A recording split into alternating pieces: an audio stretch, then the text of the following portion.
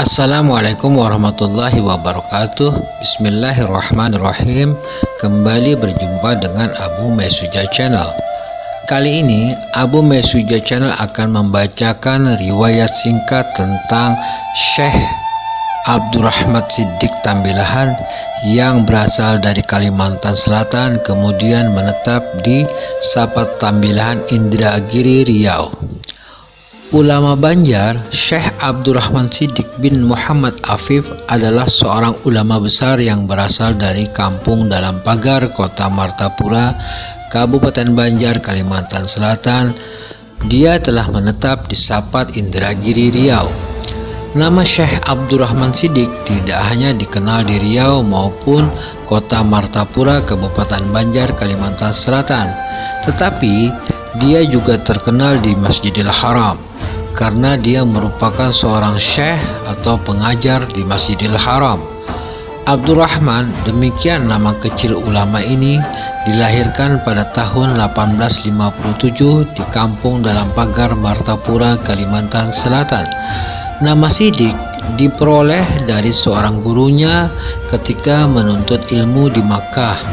Dia merupakan cicit dari ulama besar asal Banjar, yakni Syekh Muhammad Arsad Al-Banjari atau Datuk Kelampayan.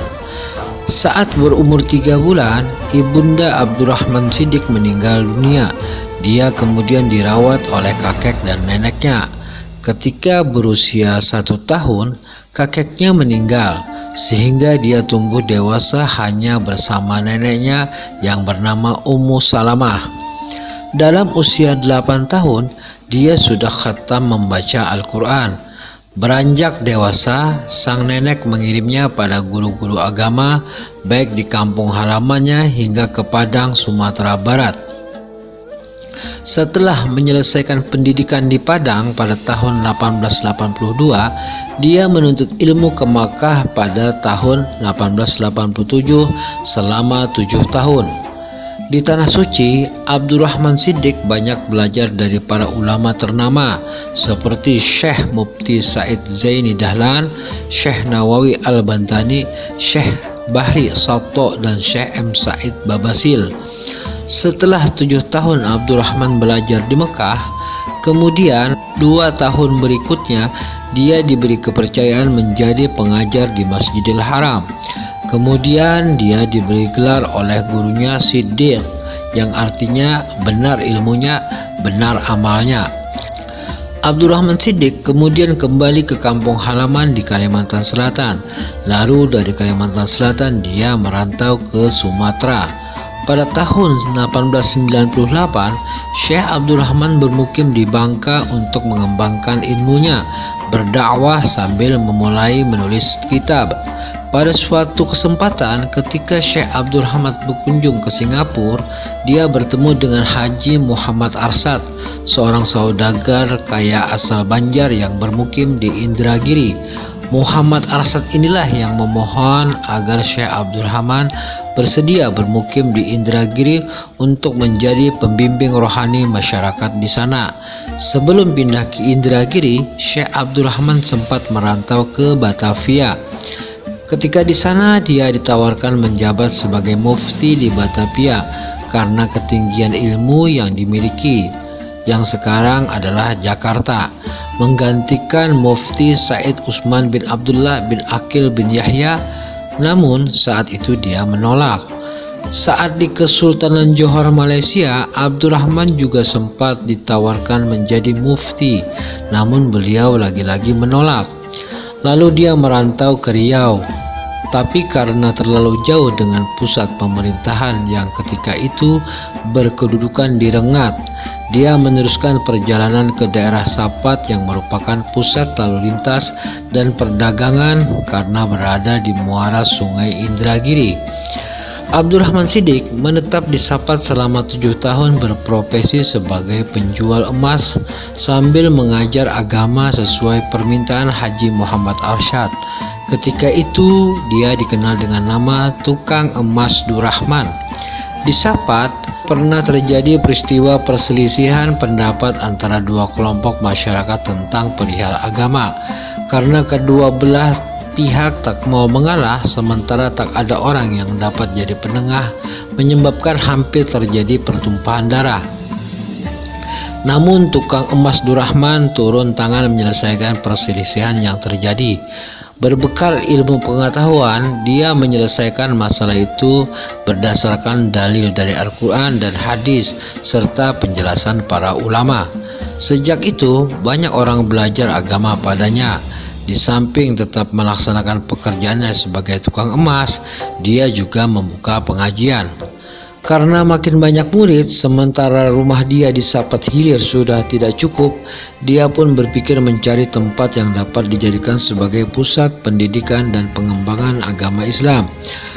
Kemudian Sultan Mahmud Shah, penguasa Kesultanan Indragiri, meminta Abdurrahman Shiddiq menjadi penasehat kerajaan soal agama dan ketatanegaraan mufti karena kemampuannya. Dia sempat menolak, tapi atas dasar pertimbangan yang matang untuk kemaslahatan umat dan agama, akhirnya dia menyetujui diangkat menjadi mufti kerajaan. Selama Syekh Abdurrahman Shiddiq menjabat sebagai mufti, dia tidak pernah menggunakan gaji jabatan untuk dirinya. Gaji tersebut dia bagikan kepada orang-orang yang memerlukan. Adapun untuk biaya hidup sekeluarga, dia dapat dari hasil kebun dan pertaniannya sendiri. Kehadiran Abdurrahman Shiddiq di Indragiri telah membawa perubahan besar dalam berbagai bidang selain bidang agama Islam. Orang-orang Banjar yang berasal dari Kalimantan Selatan berdatangan ke daerah Indragiri Hilir. Mereka berani membuka hutan untuk perkebunan kelapa. Ini berkat usaha Syekh Abdurrahman Shiddiq yang mempunyai karomah untuk mengusir atau menumbal makhluk-makhluk halus penunggu hutan-hutan di pedalaman negeri sebelum dijadikan kebun kelapa. Abdurrahman Shiddiq memiliki 120 baris atau 4.800 batang kelapa. Sebanyak 70 baris atau 2.800 batang dia wakafkan untuk kepentingan umat dan khususnya buat pendidikan. Pertama kali dibangunnya dari hasil kebun itu adalah masjid di sebelah rumah tempat tinggalnya. Kemudian membangun madrasah serta tidak kurang 100 pondok di sekitar madrasah untuk para santri tanpa dipungut bayaran. Bahkan dia membantu keperluan hidup bagi santri yang tidak mampu. Abdurrahman Shiddiq wafat pada 4 Sya'ban 1358 Hijriah bertepatan dengan 10 Maret 1939 Masehi dalam usia 82 tahun. Dia dimakamkan tidak jauh dari masjid yang dibinanya di Kampung Hidayat, Sapat Indragiri, Riau. Sebagai ulama besar, dia juga mengarang beberapa kitab dalam berbagai bidang seperti tasawuf, tauhid, fikih, sastra, sejarah, dan lainnya. Di antara kitab hasil karya Syekh Abdurrahman Shiddiq adalah Risalah Amal Ma'rifah tahun 1329 Masehi, Risalah Fi Aqaidil Iman tahun 1335 Hijriah, dan Asraris Shalah min Iddatul Kutubul Mu'tabarat. Demikian riwayat singkat tentang Syekh Abdurrahman Shiddiq Tambilahan. Abu Maisuja Channel. Assalamualaikum warahmatullahi wabarakatuh.